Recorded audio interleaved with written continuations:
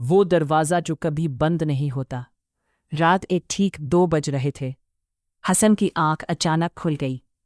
کمرے میں مکمل خاموشی تھی، مگر ایک عجیب سی آواز مسلسل آ رہی تھی۔ ٹھک ٹھک ٹھک، جیسے کوئی دروازے پر دستک دے رہا ہو۔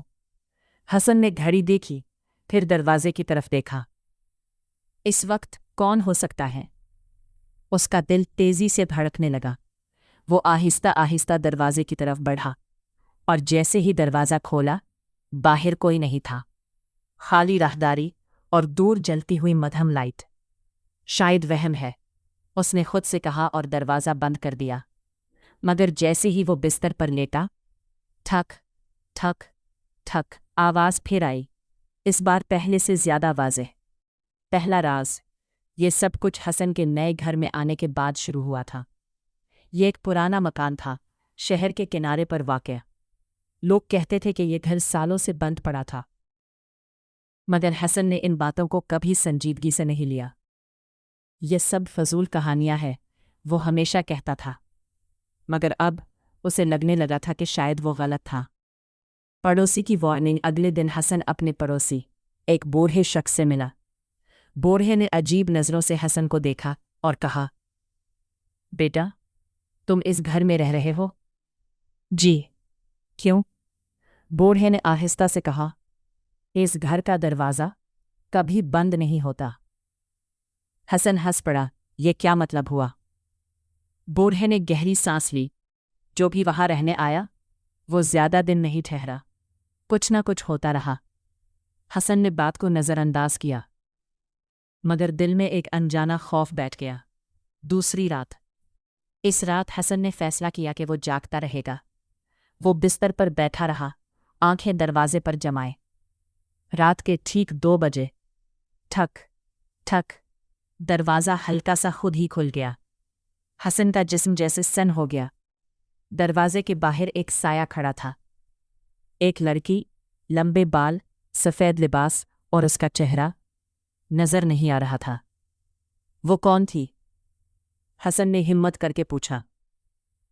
لڑکی نے آہستہ سے سر اٹھایا، اس کی آنکھیں خالی تھیں۔ تم نے دروازہ کیوں کھولا؟ حسن کانپ گیا۔ تم کون ہو؟ لڑکی نے سرد آواز میں کہا، میں یہاں سے جا نہیں سکتی جب تک کوئی میری جگہ نہ لے لے۔ یہ سن کر حسن کے پیروں تلے زمین نکل گئی۔ پرانا سچ۔ اگلے دن حسن نے اس گھر کے بارے میں تحقیق کی۔ اسے معلوم ہوا کہ 23 سال پہلے یہاں ایک لڑکی رہتی تھی، عائشہ۔ وہ اچانک غائب ہو گئی تھی۔ کسی کو نہیں معلوم کہ اس کے ساتھ کیا ہوا، مگر کچھ لوگ کہتے تھے کہ وہ اس گھر میں ہی مر گئی، اور اس کی روح اب بھی یہاں پھٹکتی ہے۔ ڈر کا پڑھنا۔ راتیں گزرتی گئی، اور وہ لڑکی ہر رات 2 بجے آتی۔ ہر بار ایک ہی بات کہتی، تمہیں میری جگہ لینی ہوگی۔ حسن اب سو نہیں پاتا تھا، وہ ہر وقت خوف میں رہتا۔ ایک دن اس نے گھر چھوڑنے کا فیصلہ کیا، آخری رات جانے سے پہلے کی رات۔ وہ اپنا سامان باندھ رہا تھا، اچانک دروازہ زور سے بند ہو گیا، اور کمرے میں اندھیرا چھا گیا۔ تم جا نہیں سکتے۔ وہی آواز۔ حسن نے پیچھے مڑ کر دیکھا، وہ لڑکی اس کے بالکل قریب کھڑی تھی۔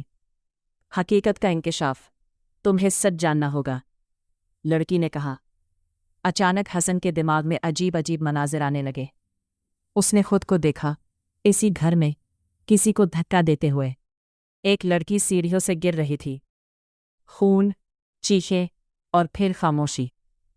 حسن چیخ پڑا، یہ میں نہیں ہو سکتا۔ لڑکی نے کہا، تم ہی تھے، تم نے مجھے مارا تھا۔ خوفناک موڑ۔ حسن کو سب یاد آ گیا۔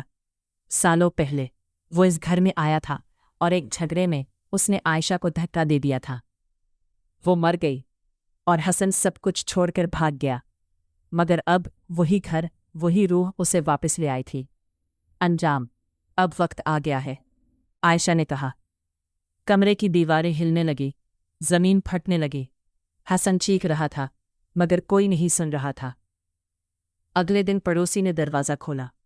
گھر خالی تھا، مگر دیوار پر خون سے لکھا تھا، دروازہ کبھی بند نہیں ہوتا۔ اختتام۔ یا شاید آغاز۔ کہتے ہیں آج بھی رات کے 2 بجے اس گھر سے دستک کی آواز آتی ہے، ٹھک ٹھک ٹھک، اور اگر کوئی دروازہ کھول دے تو وہ کبھی واپس نہیں آتا۔